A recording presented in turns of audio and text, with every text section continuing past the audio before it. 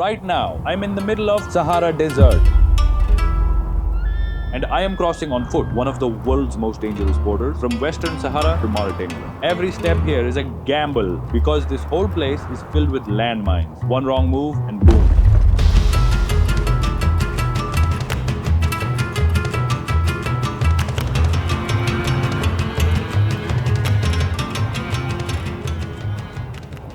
If they found out I'm a YouTuber, they would deport me right away.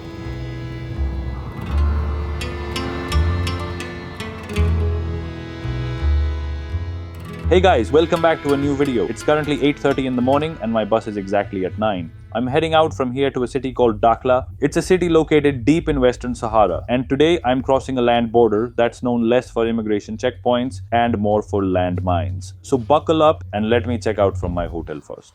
Right behind me, that was my hotel. You can see the streets are completely empty. Wait, what is that? Could that be my bus already? I'm taking a CTM bus today. If you've been following along, you'll know I've been traveling with CTM throughout Morocco. I used their bus to get from Marrakesh to Laayoune, which is the largest city in Western Sahara. And now I'm heading from Laayoune to Dakhla with the same company. My bus should drop me at Gurgurat. After that, I'll have to handle immigration and other stuff.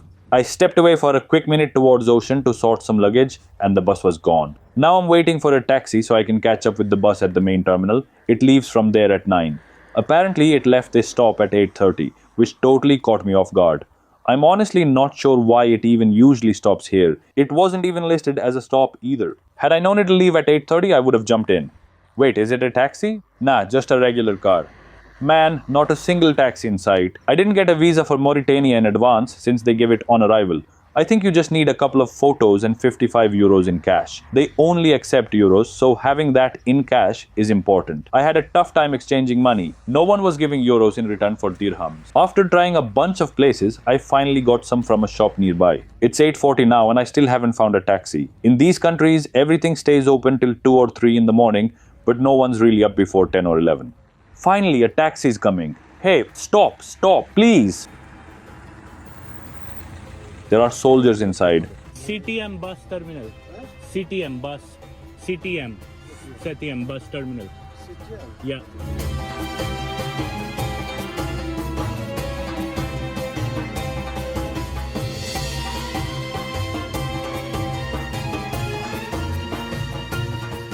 The taxi driver tried to act smart. The usual fare is about 5 to 6 dirhams, but as I was getting out, he asked for 15 dirhams. I was like, why? I argued with him for a bit and refused to pay more. Eventually, he just left. This is the main terminal where the bus will arrive. That's the way in, but first I'll go to the CTM counter and get a bag tag. They require it every time. Got the tag for 6 dirhams. 1 Moroccan dirham is worth around 10 cents. But anyways, if I talk about the people here, honestly, the folks in Morocco and Western Sahara didn't seem particularly special to me. You'll find good and bad people everywhere, but nothing about the people here really stood out. Some of the taxi drivers, for example, were just plain difficult, constantly asking for more money. It was very difficult to deal with them. Anyway, the bus has also arrived. This is it, and I've got the last seat. Seat number 45, right at the back. Last seat. It's already full. Should have thrown my stuff in earlier, but I've only got one bag.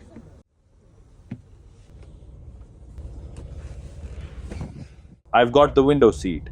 When I booked the ticket last night, the whole bus was empty. I was only the second person to buy a ticket. Now it's completely packed, and this seat doesn't even recline. Definitely booked the wrong one. I might just move and sit somewhere else. There are mainly 2 bus companies operating here, Super Tours and CTM. Super Tours was sold out till Wednesday, so I went with CTM. It's 9 o'clock now, and the bus has not moved yet, but it's about to start. Man, I really hope they hurry up. We've got a long day at border ahead.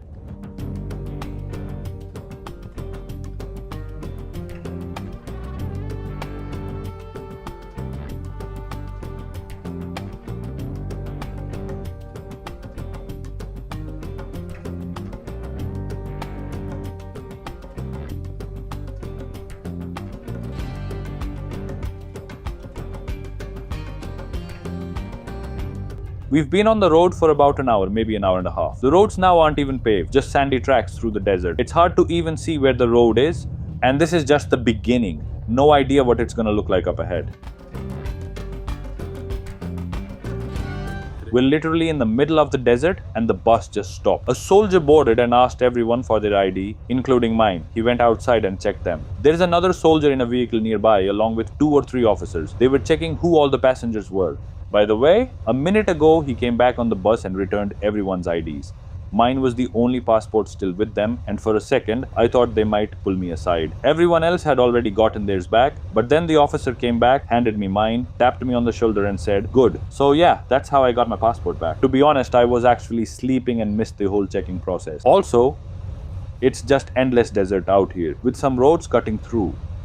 And here I am, somewhere far off in another part of the world. There are rocks scattered on the side, random patches of grass, some garbage and sand everywhere.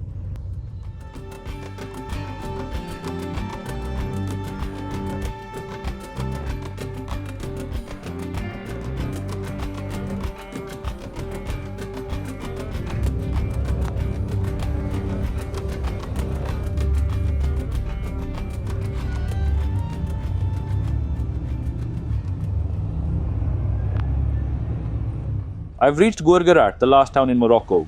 This is the border town. Time to get down. Hopefully I haven't forgotten anything. Passport, phone, wallet, money, and other stuff. Let's go. Gonna grab my bag. Behind me is Morocco's checkpoint. This is where Morocco ends. And maybe no man's land or the Western Sahara region starts. Once I get the exit stamp and cross, I can't come back. I'd have to reapply for an e-visa since my Moroccan visa is single entry. They're loading all the bus luggage like this and taking it to the other side of the border. Alright, let's go cross. Here's the border. You can see the Moroccan flag. Let's head over. This is where the real adventure kicks off. They stopped me, looked at my passport and said, "Indian, what are you doing here?" Asked if I was just traveling. They actually seemed pretty happy about it.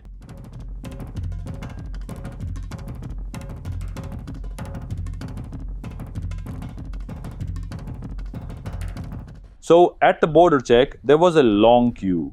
Turns out people were just placing their passports in a pile and being called in that order. The ones with passports on top got called first.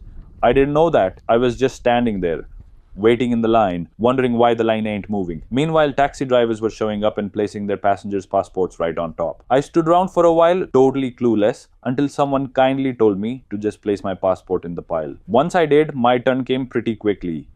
Right then, a bunch of taxi drivers crowded around me, offering rides. I turned them all down and said I'd walk. But just as I was called in, one of the drivers came and told the officer I was his passenger, asking them to speed up the process. But my turn had already come, so it didn't really matter.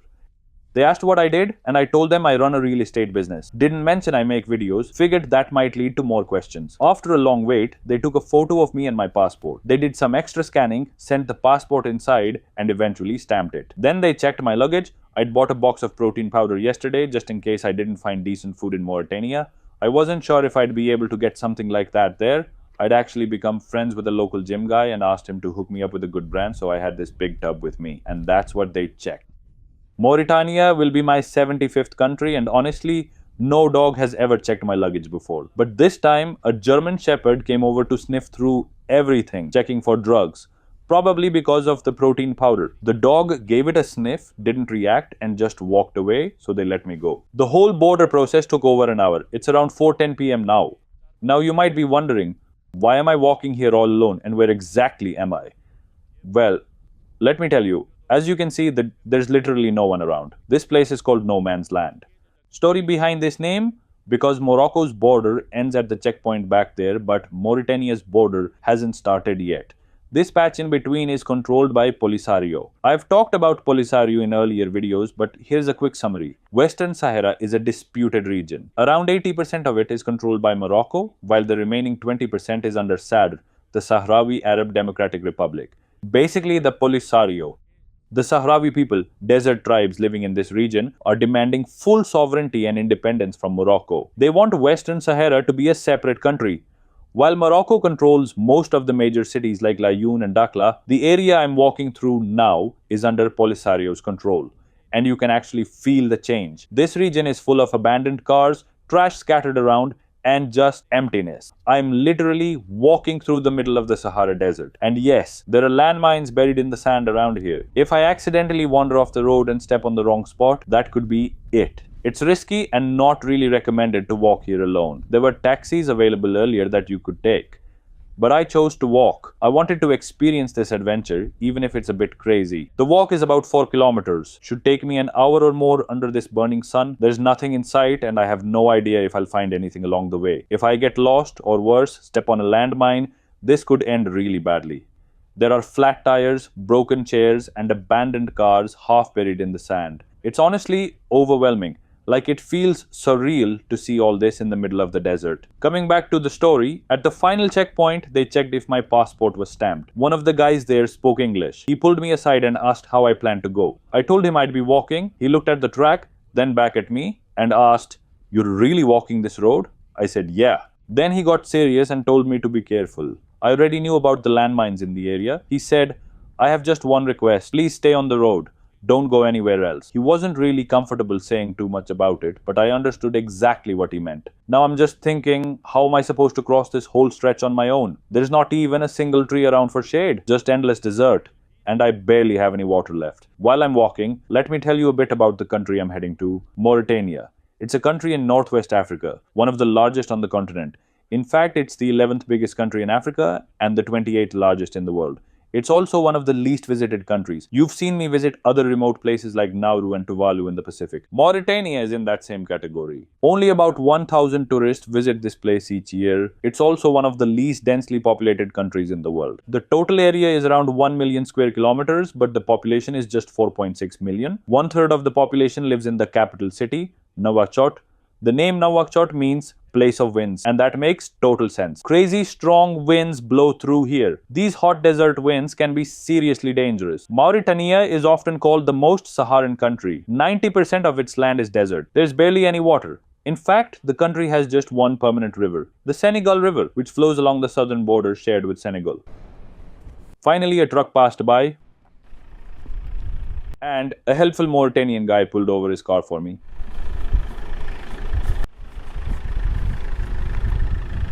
I'm good. Why do you not? I want to walk. You want to walk? Yeah. Spot Yeah, spotted. Thank you. Yeah, after immigration, then Wadibu. you. Then what? Yeah. So we are waiting for you. How much for taxi? Oh, it's expensive. No, sorry. Thank you. $1?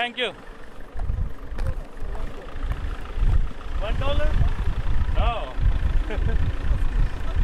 $1 is 38 rupiah. 70 kilometers from this border to that border. I will walk. Thank you. Goodbye. 5 kilometers. And that's No. Thank you. I'm good. It was a taxi. The driver looked Mauritanian to me. He asked why I was walking, and I just said, "I don't mind walking." He offered me a ride, but I politely turned it down. Then he asked how far I was planning to walk. I told him I'd walk all the way to Mauritania's immigration. It's about 3 to 4 kilometers from here. I also mentioned that I'd catch a taxi from there to Nouadhibou, which is still another 50 to 60 kilometers away. He said, "All right, I'll wait for you at the border." So I asked him how much he'd charge. He said 1,000 ouguiya, which is about $25.48. Their currency is called Mauritanian ouguiya. Anyway, back to what I was saying, most people in Mauritania live in the southern part of the country. That's mainly because of the Senegal River. It's the country's main water source. The weather's a bit more manageable there, and the land supports agriculture. Nouakchott is the capital and the largest city. The second biggest is Nouadhibou, and that's where I'm headed now. Their official religion is Sunni Islam, and nearly the entire population follows it. Talking a bit about Mauritania's history, originally the land was inhabited by the Berbers, the indigenous people of the Sahara Desert. They're also known as Amazigh, you can use either term. The Berbers were the first to settle here around the 3rd century AD. Then in the late 7th century, the Arabs arrived, bringing Islam, Arabic culture, and the Arabic language. The dialect spoken here is called Hassaniya Arabic. In the early 20th century, Mauritania became a French colony and was included in French West Africa. It gained independence from France in 1960. Since then, the country has gone through phases of military rule and political transition. The most recent major transfer of power happened in 2008. Mauritania is rich in natural resources like petroleum and iron ore, but despite that, it's still considered quite poor. The economy largely depends on agriculture, livestock, and fishing. So there's this place in Mauritania called the Harmattan territory. The word Harmattan is actually used for the super dry winds that blow through the Sahara right at the heart of it. And let me tell you, these winds are no joke. Think of them like a more intense version of a desert heat wave. Almost like the Lu winds in India, but more extreme. People say if you're out in them for too long, your nose might start bleeding. And they can even cause tiny cuts on your skin because of how sharp the sand feels. So gotta be extra careful. Locals deal with this by rocking traditional outfits. Guys wear something called a dara, or sometimes bubu, and women go with a melfa. Both dresses are flowy and do a great job shielding them from the wind and heat. Now, look at the condition of this path. How am I supposed to cross this? There's no real road, just sand, rocks, and dust everywhere. Who knows, there could be a landmine hiding under any of it.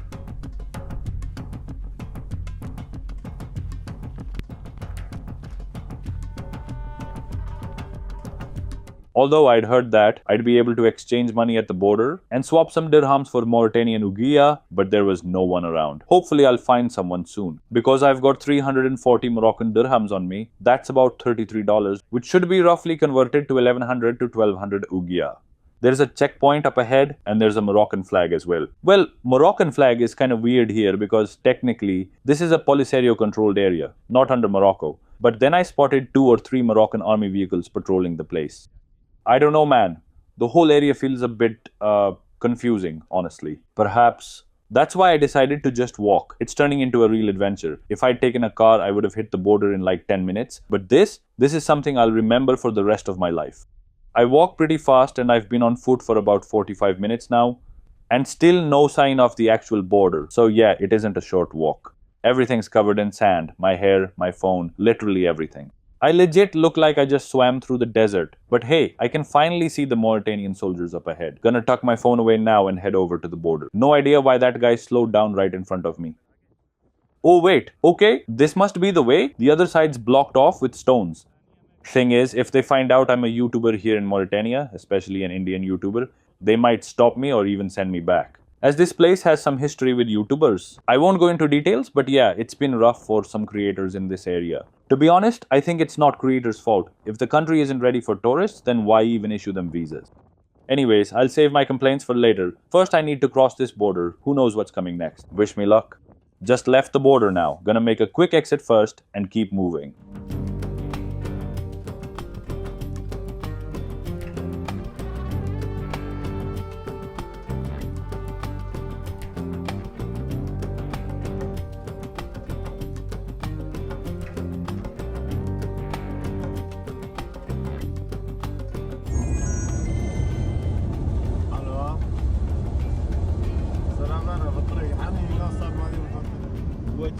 كافر ما نعقد ان شاء الله قلت لهم قدور دون وين ددا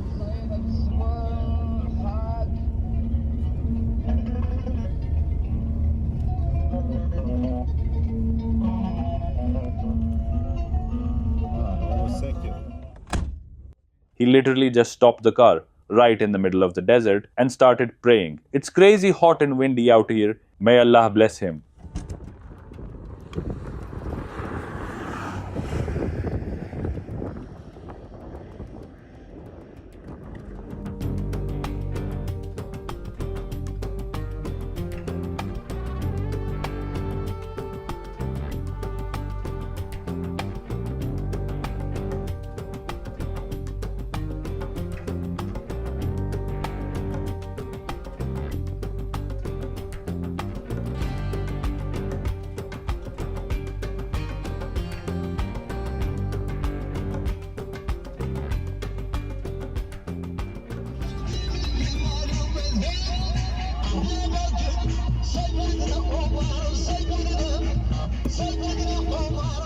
Alright, we've made it. Hotel Sahil.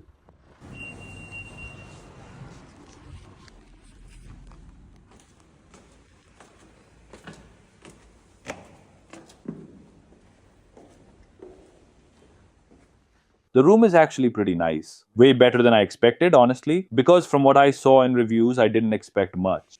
It's a 3-star hotel, and from the reviews I found online, it's supposed to be one of the best around here. And yeah, so far the room's definitely living up to that.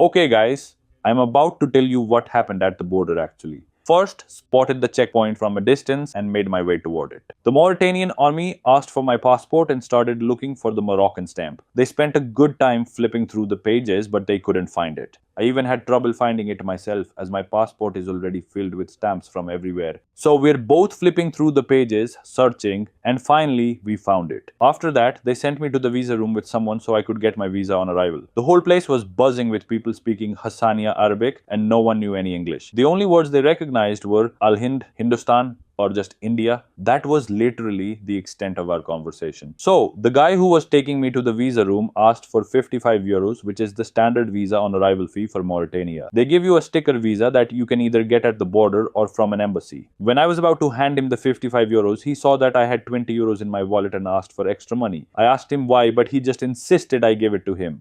It was pretty clear he was asking for a bribe, but I refused. Still, he took me to the visa room. Now, the visa room.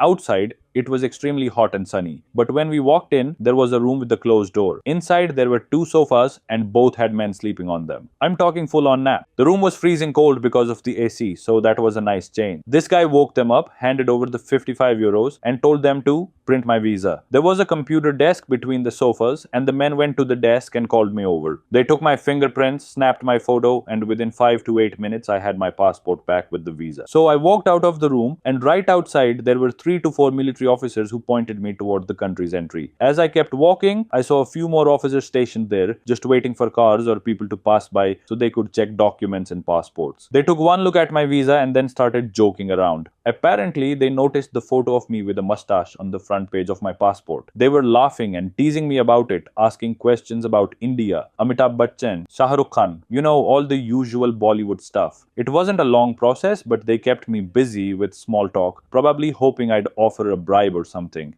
They kept eyeing me like they were waiting for me to hand something over.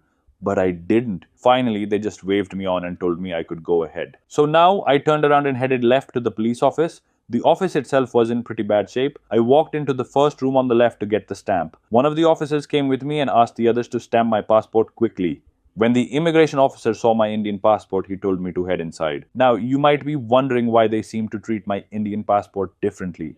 It's not like they're comparing it to India. It's more about a few Indian YouTubers who've come here and filmed videos. It's not wrong for them to do that. It's what YouTubers do after all. But why are they even letting tourists in if they're concerned about it? But I won't get into that. The thing is, they probably thought I might be here to do the same thing. Or maybe they just didn't understand why anyone would cross a land border to come into a desert. I could tell something was off by the way they reacted. They kept pointing out, "An Indian has come." I had the visa, but instead of just stamping it, the officer said something to the other police officer in Arabic and then asked me to go inside for interrogation. So another officer came and took me into a room. The room itself was pretty basic. A guy was lying on the carpet, smoking, and there was a stove in there. He spoke a little English and started asking me where I'm from, why I'm here, where I'm going, all the usual questions.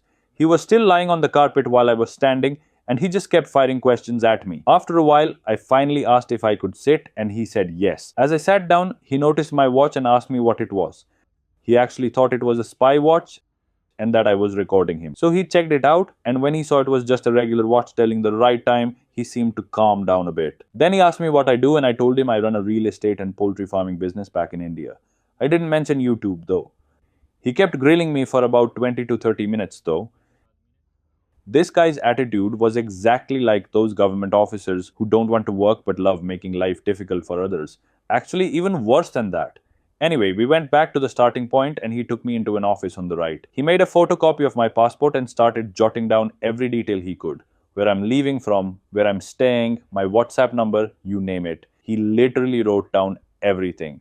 There was a police officer standing in front who asked for my passport, but the guy I was with stopped him, saying he needed to check if it requires a stamp. Honestly, it felt like he was just delaying things, like he didn't even want to stamp it at all. I was waiting for him to ask me something ridiculous or treat me badly, and then I was planning to tell them I didn't want to enter the country.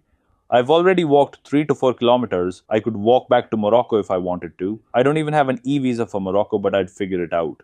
I just wasn't going to put up with this attitude from them. Finally, after what felt like forever, he printed something, grabbed my passport, and took it to the office on the left. He also handed me a copy of the passport with all the details, my hotel, how long I'll stay, my WhatsApp number, where I'm going, all of it.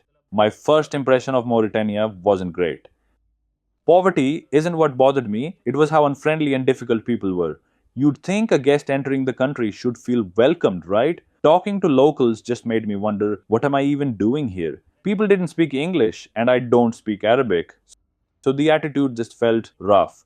Still, that one taxi driver was kind, that helped. As for filming, it was tricky. If I pulled out my phone, I knew I'd get questioned, so I had to move carefully. We were driving under the blazing sun around 5:30 pm. There were 3 checkpoints on the way. At one point, I took out my phone to record, not realizing there was a checkpoint ahead. The driver pinned my phone down instantly and warned me not to record. He didn't even know I was a YouTuber, just thought I was a tourist. He even pointed out a few things I could record though. There wasn't much except a lot of sand. We got through the journey. At one point, they stopped for an hour in the middle of nowhere to pray. I think it was prayer time. They just laid out their mats and prayed in the desert. That was interesting to see. Eventually, we got to the city and I reached the hotel. Luckily, the receptionist spoke a little English. I had booked a decent place, knowing this wasn't going to be easy. I needed rest. A clean bed, Wi-Fi, even if slow, a proper bath, and a place to wash my clothes. I paid around approximately $48, which felt reasonable for the air conditioner and basic comfort. Now, when I checked in, the receptionist looked at me and said, "Give me your passport." Not exactly the most professional way to say it, but whatever. In hospitality, even in the smallest guest houses, they'd say, "Sir, may I have your passport, please?" Anyway, I let it slide. I had a shower and man, it felt amazing. I felt like I'd been carrying a bag of sand on my skin. Even my face looked tanned after all that sun exposure. Now, once you arrive in a new country, there are 3 things you need to do. 1. Get a SIM. 2. Withdraw cash. 3. Buy water or food. And in this country, none of that is easy, especially without English speakers. I asked the receptionist about SIM cards. He said I'd need to go to the market, which was far, and even then, the SIMs weren't that reliable. I do have hotel Wi-Fi, but it's not very fast. I'm not sure how I'll manage here, honestly. Also, people get super edgy when I pull out my camera. It makes recording hard. Still, I'll figure something out. I had 1,200 Uguiya from the border. And after the taxi, I was down to 1,000 Uguiya. Found a restaurant with good Google reviews, but I couldn't read the name. It was in Arabic. It turned out to be called Galufa, just a minute from my hotel. The menu had mostly seafood and nothing under 600 to 700 Uguiya. Strangely, the menu was in Spanish, not French. That helped. I know some Spanish. Spotted dishes like arroz con pollo, chicken rice, and ensalada de arroz, rice salad. Not bad. Since nobody spoke English, I ordered in Spanish, asked for grilled chicken expecting rice, but they brought fries. The food was actually pretty good. The meal cost me 300 Uguiya, $7.60. I paid with a €20 note to get some local cash. Got 500 Uguiya back, so I lost about 1 to 2 euros in exchange. Nothing big though. Then I went to a shop for water, and the moment I got near, the smell of fish and meat hit me hard. It was bad. You could tell seafood gets exported heavily here, and storage wasn't great. Inside, the shop was full of flies. Bread and eggs were lying out in the open, swarmed by insects. Trash everywhere. The shopkeeper was touching raw meat barehanded and placing it straight onto tables. He was even cooking and selling it right there on the spot. I didn't want to stay too long, especially with my camera. So I grabbed what I needed and bounced back to the hotel before anyone noticed me recording.